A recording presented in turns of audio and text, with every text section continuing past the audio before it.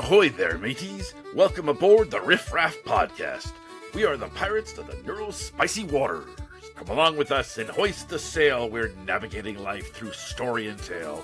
We'll help you embrace the way you're wired, sharing laughs and lessons to get you inspired. If you join us, we will help you see there are a lot of ways to sail the neurospicy sea.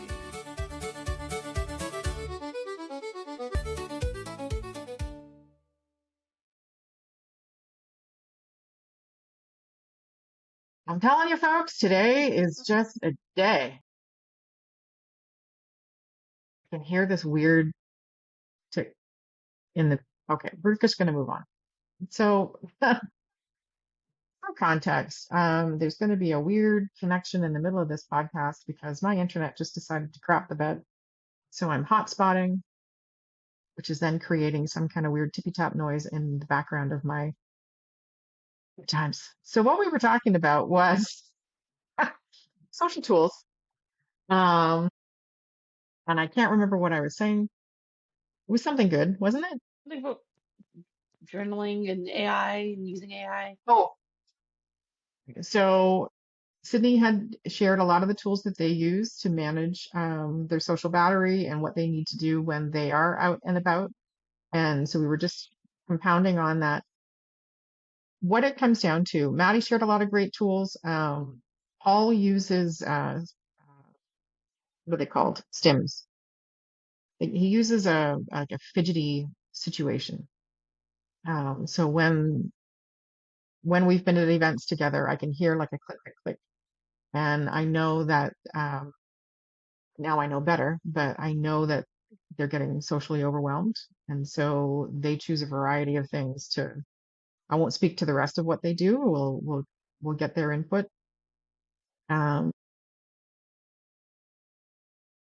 As far as that societal expectation of pushing through, how do we not necessarily push back, but how do we advocate for what we need socially? That's a good question. I think, like, I think it starts with, for me, it starts with getting to know yourself and knowing, like, that's why I went to the journaling, like, knowing what situations, like, and just, like, that wasn't so bad. I hate to say that, but, like, but, or, oh, that was, exhausting, right? And it's like, and seeing where the differences were in those two instances. It was like, oh, that wasn't so bad because I had a friend there. I had someone I could socially vent to, I could vent to. Or I was alone. I had to do a lot of, um, The heavy lifting. yeah, the heavy lifting.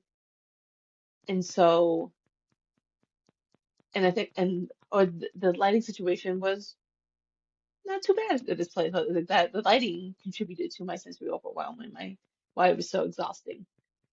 Because like even like sometimes with the lighting situation, um, it can cause me to have headaches in these different social interactions, and so it's like I bring my Tylenol, to help with that. But it's one time I didn't bring my Tylenol, and I could see a difference. And What was so it like called? Sorry? just Tylenol. Tylenol. I thought it was a new tool. I was like, No, no, well, just we all Tylenol. know Tylenol causes sexism, so you have to be careful with that. Well, For those of you that are watching or listening, not watching, my eyebrows just about shot off my head. I was in no way endorsing or supporting that ridiculous jerk. Doesn't appear to be able to take his jerk pants off.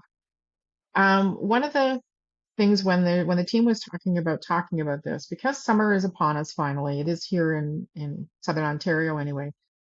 There's a lot of expectation around pool parties and barbecues and hosting people for dinner and going on day trips because we have a short-ish. I mean, for those of you that might be listening from the US, despite do not have polar bears and igloos all year long. So from mid-May, traditionally, to around end of October is our window of decent weather to get out and enjoy. And if you're fortunate to live in Southern Ontario, you're not far from a lake or a park or somewhere to visit or Niagara Falls or going to Toronto or whatever.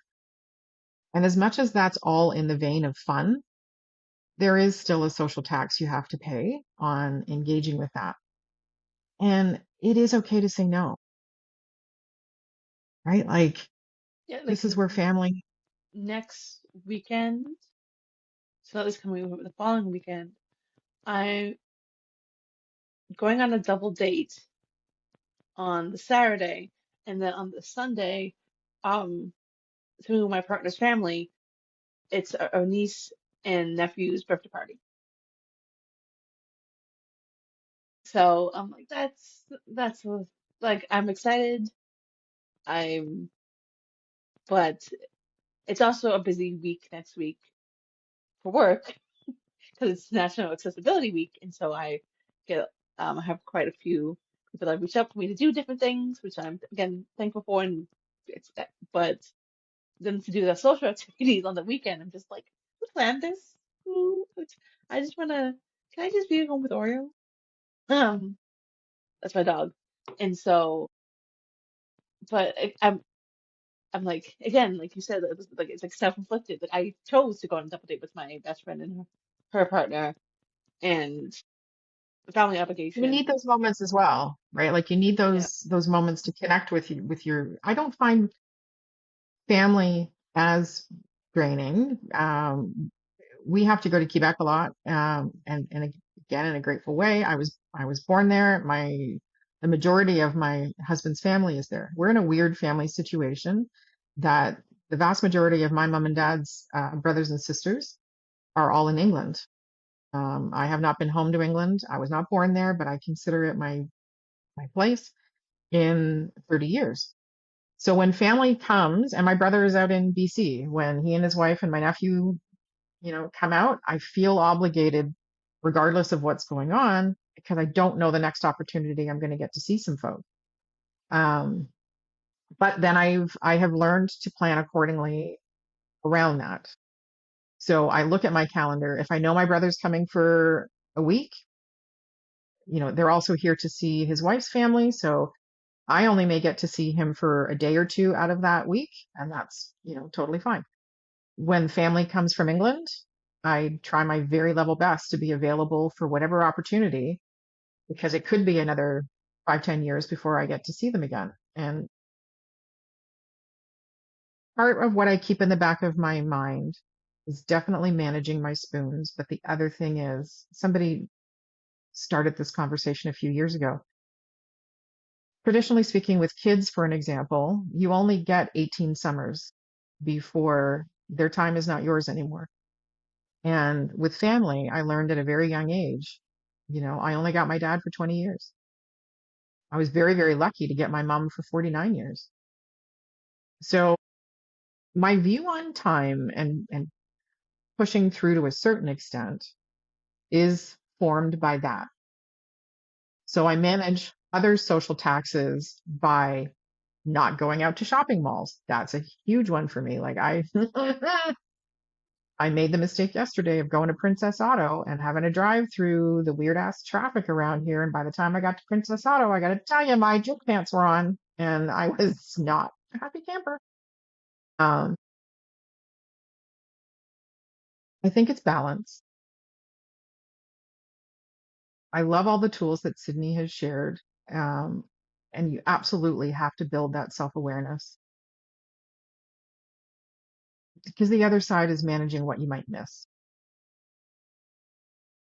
And if you're not building self awareness and you don't have tools in place, and everything has to be a no because you're out of spoons, your social batteries completely depleted all the time, and what have you, then take a peek at what's going on, folks. Like, where exactly are you expending your energy? Is it at the expense of things that could be important to you or might have a time limit on them? And absolutely set boundaries. Next weekend, I have a mud run. signed up for that. And I'm like, I'm going to be 56. So I can do a mud run. Porter wants to do a Well, run. 30 years younger than me. Go do the mud run. I'm going to be dragging my sorry geriatric ass underneath. Like, my friend's like, don't worry about it. Some of the things you can just walk around. I was like, oh, okay. I'll just roll in the mud when I get there and pretend I did. That's what I'm out. I'll make that. But there's dinner after, when it's on a Sunday. And then that following week, I've got to be driving to the Laurentians to deliver a workshop. And then I'm also driving to Montreal to visit a client's mold making facility and whatever. I'm like, I'm already pre-planning. I bring room spray if I'm staying in a hotel, and not Febreze, like it's a nice essential oil, whatever one. And I bring aromatherapy rollers, and they help me manage the overwhelm and the whatever. Um, I make sure to download some stuff off of Netflix or whatever, so that if I can't get internet access, which is kind of rare nowadays, but I can my way to unwind is watching Marvel movies.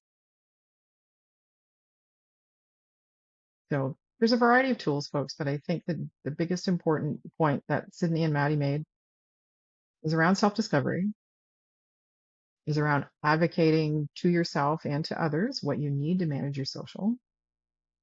Like Sydney's got a lot of stuff going on traveling wise for speaking engagements and whatever. If you're in that same boat, I've been there as well. You've got to look at that. You've got to feed yourself. If you're working for yourself.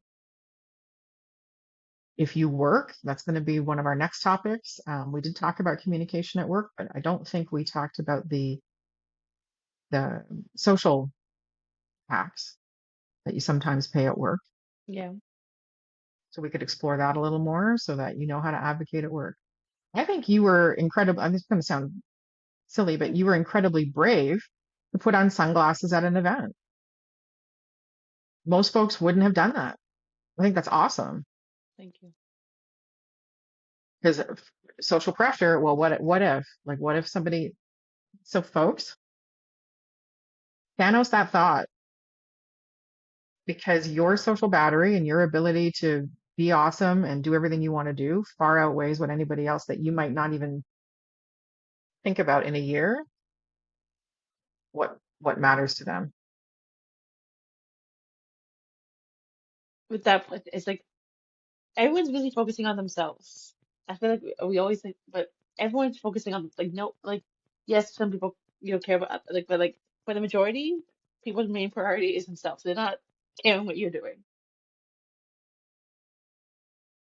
Mhm. Best thing my friend Andrea said to me, I was 16 years old and I used to think that everybody was mad at me, which for the most part was true, for being honest. If you get in trouble enough, you start to think that it's always your fault.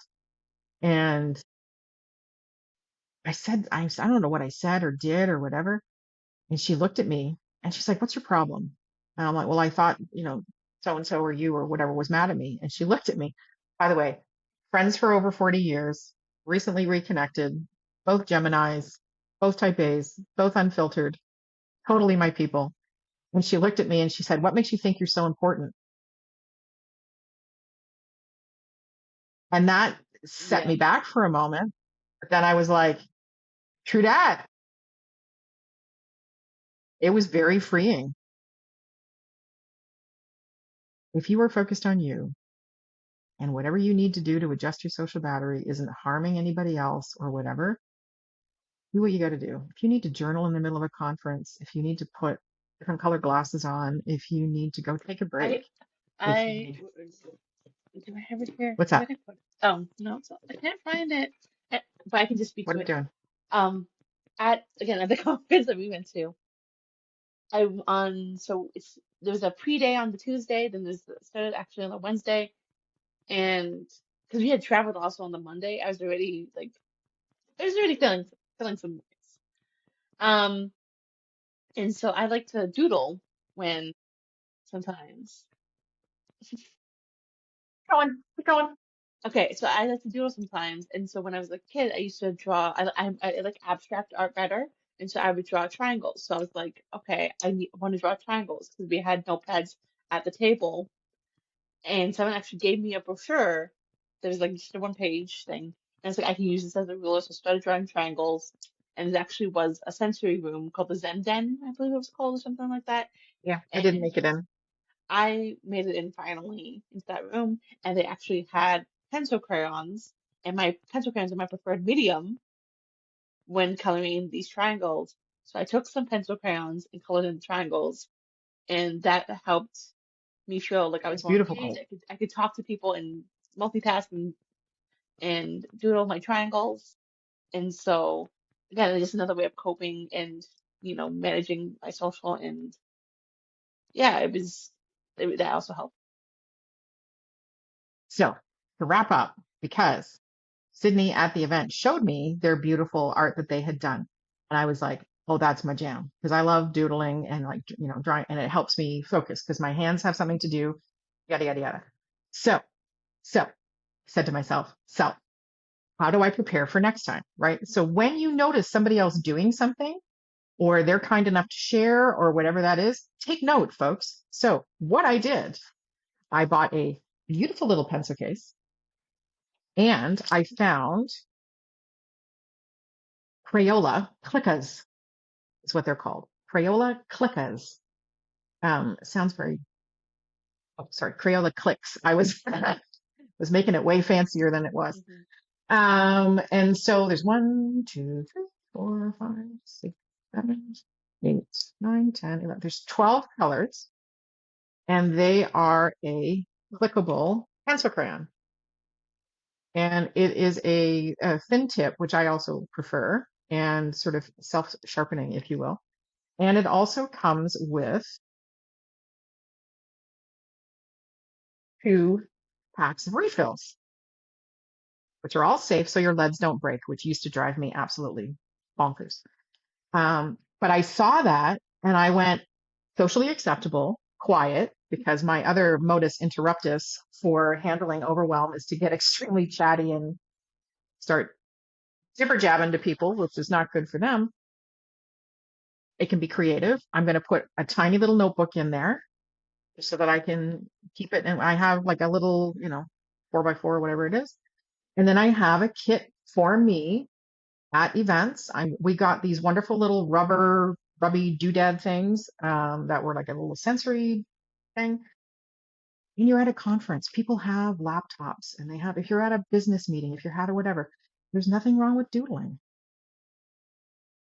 Like it gives you something to do. And then if you're not particularly creative, it's doodling. Who cares? Um, as long as it's not something that disrupts other folk. And creativity for me is recharging. It's why I bake. It's why I garden. It's why I do whatever. I'm learning to weld. I'm learning to do power tools. It's very fun. My husband's a millwright and electrician before you think I'm crazy. And my son is a trained welder. So it's not random. We actually have a welder at home, welding machine. Um, remember that part of it as well. With your social choices, there's boundaries around your time. Build self-awareness. Buddy up with somebody if you need it. What were some of the other things we talked about? Social venting. Sydney uses social stacking. Um, and ask for help. Ask for ideas. If you have a community of neurospicy folk, I guarantee you somebody's got some kind of social regulating thing that they do that you might not have heard before.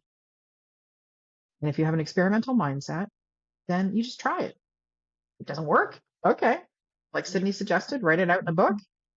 Try something else. I happen to like coloring. I might even buy like a little teeny weeny little coloring book and just bring that with me too. I'm actually going to print a label on my little green pencil case Hmm. and I'm going to call it my sensory accommodation toolkit, something. There might be chocolate in there too. We'll see. I feel like chocolate would be a good addition. I feel like Maddie uses that for to help with like Chocolate? yeah. For sure. But that's one of my, it, Certain chocolate takes me back to childhood, which is then comforting, which is then that whole situation. It's a whole nother conversation. Plus, if you're a Harry Potter fan, I mean, chocolate solves everything. So I'm just saying, if you are facing your very own Dementor, then a little bit of chocolate The goes a long dementia way. and the social life. Oh, if you are a Harry Potter fan, and no, I do not support J.K. Rowling's whole trans thing, but I do support the storylines of inclusion and whatever that she did in Harry Potter before she went off the bender. Um, maybe that's what we picture that as. What's the spell? Exp Expelliarmus? No. No, that's taking the wand I off of was like, somebody. Expecto Patronum. No, that's a Patronus. Oh, we got to look it up. Okay, hang on. There's a point to We're this. losing our nerd card. I'm losing my nerd card. I totally am. And I'm going to, okay, Dementor spell. No, not Patronus. That is wrong. Ridiculous. That's it. Ridiculous. I didn't even get that on Google, but I remembered it was ridiculous. So if you happen to be a Harry Potter wizarding kind of fan and you're walking into a social situation, your battery's low, you're not sure what to do, what they did in the movie and in the books, and this is how we're wrap up, is Dementor came out of the cupboard. Not the Dementor. It was I can't remember what it was called. Bogart. So the Bogart Got my came card out of back. the cupboard. You did. Well done. Bogart, I'm actually wearing my Harry Potter Crocs right now. Gryffindor forever. Bogart came out of the Bogart. Bogart was what it's called. Bogart's an actor. Bogart comes out of the cupboard. It assumes form of whatever your deepest fear is. So for some, it was, Professor Snape being scary. For others, it was spiders and whatever. And the spell is ridiculous. And what it does is it takes that fear. So the spider, when Ron cast the spell, gave the spider roller skates. When Neville Longbottom cast the spell, it turned Snape into um, dressing in his grandmother's clothes. And for other people, like there was a huge, awful, scary clown, so it got turned into a balloon and puffed away. So if whatever that story could give to you is look at the situation, try and find a way to change how it's impacting you. Try and find a way to change how you're showing up. Find the ridiculous in it so that you're not missing out on stuff. Now, still, honor your boundaries, honor your social battery and how you are when you show up. Put your nerd card back and go look up more of the ridiculous spells. I lose my nerd card on a regular basis, so I feel like I redeem myself, and nobody else has. So at least it's recorded. I can get my nerd card back a little bit. So that was our point of today, was the social connection. Summer's here. How do you navigate that? Making sure you watch your time and just be kind to yourself. Mhm. Learning. Any wise words to wrap up, Ms. Butler? Yeah, just be open to learning about yourself and what that looks like in a social situation, and that it's going to look different day to day as well. And just be kind to yourself, like you said, Elizabeth, and just, yeah, that's all I have to say.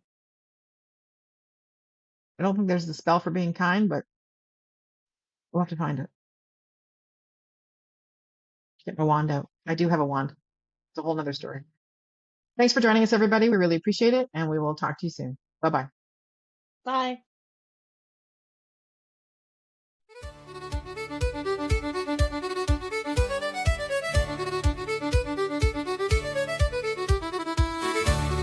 Hey, this is Elizabeth Blue from Spiro Canada, one of your pirates on the Riff Raff podcast team. My fellow pirates include Maddie Dever from Autistic Bridge, Sydney Elaine Butler from Accessible Creates, and Paul Coleman from Creation Designs, who is our very own Arctic LARPing Santa.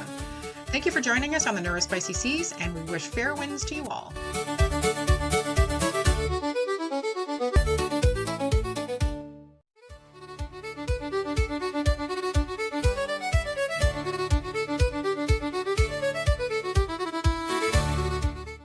Elizabeth Blue from Spiro, Canada, one of your pirates on the Riff Raff podcast team. My fellow pirates include Maddie Dever from Autistic Bridge, Sydney Elaine Butler from Accessible Creates, and Paul Coleman from Creation Designs, who is our very own Arctic LARPing Santa. Thank you for joining us on the Neurospicy Seas, and we wish fair winds to you all.